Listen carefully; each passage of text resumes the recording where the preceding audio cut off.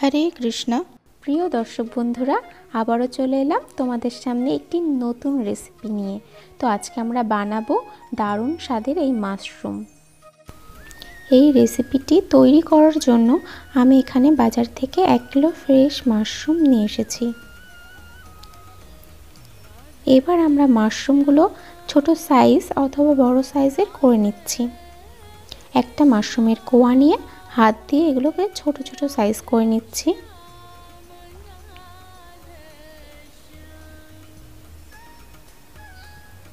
অথবা তোমরা এক একটা কোয়া করেও রাখতে পারো, এতে সময়টাও অনেক কম লাগবে। আমি সবগুলো এখানে বড় সাইজের করে নিয়েছি, এতে দেখতেও অনেকটা সুন্দর লাগে। এবার মাশরুম ভালোভাবে জলে ধুয়ে নিতে হবে। ভালোভাবে জলে ধুয়ে নিচ্ছি আমি এগুলো। জলটা বের করার জন্য আমরা একটা পাত্র ব্যবহার করেছি। এরপর ব্লেন্ডারে 4-5টা টমেটোর টুকরো নিয়েছি, এগুলোকে আমরা ভালোভাবে পেস্ট করে নিচ্ছি। ভালোভাবে পেস্ট হয়ে গেছে। মাশরুম রান্না করার জন্য গরম কড়াইতে পরিমাণ মতো তেল দিয়ে গরম করে নিয়ে 2টো তেজপাতা, 1টি শুকনো লঙ্কা আর দারচিনি নিয়েছি। এরপর সাদা জিরে দেব। ভালোভাবে নেড়ে চেড়ে 30 সেকেন্ড মতো নাড়তে হবে। এভাবে নেড়ে নিচ্ছি আমি। এরপর দেব হিং, এভারেস্টের হিং দিয়ে নিচ্ছি। ভালোভাবে আবারও নেড়ে নেব 30 সেকেন্ডের মতো।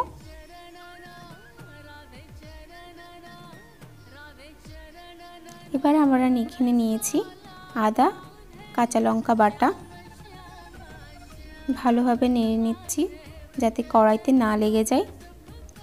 এভাবে অনবরত নাড়তে হবে। এবার আমরা মাশরুমগুলো দিয়ে নেব। তোমরা যারা এখনও আমার চ্যানেলটি সাবস্ক্রাইব করোনি তারা অবশ্যই সাবস্ক্রাইব করে দিও, লাইক কমেন্ট অ্যান্ড শেয়ার করো।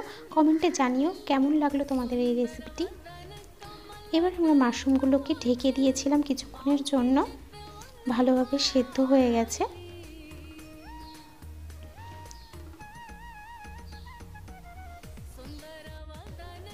এই অবস্থায় আমরা টমেটো পেস্টটা দিয়ে নিব। টমেটো পেস্টটা দিয়ে নিলাম, ভালোভাবে মাখিয়ে নিচ্ছি।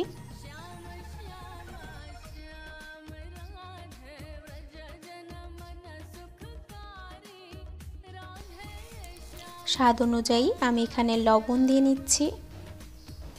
সামান্য পরিমাণ হলুদ গুঁড়ো দিয়ে নেব। কিছুটা পরিমাণ জিরা গুঁড়ো দিয়ে নিচ্ছি।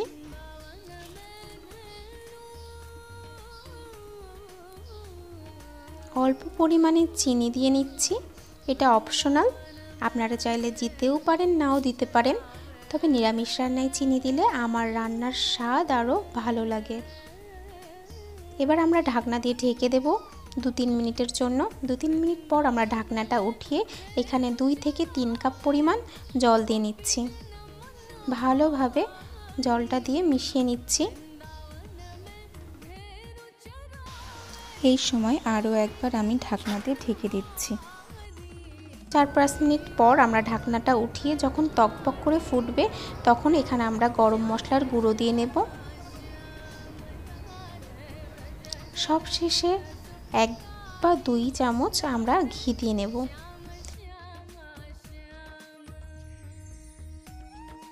ভালোভাবে ঘি মিশিয়ে নিয়ে তৈরি দারুণ স্বাদের এই মাশরুম।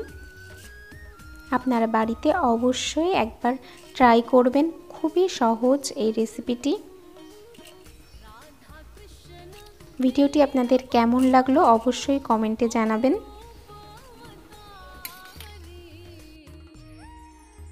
প্রিয় দর্শক বন্ধুরা, আজকে এ পর্যন্তই। দেখা হচ্ছে পরবর্তী নতুন কোনো ভিডিওতে। হরে কৃষ্ণ।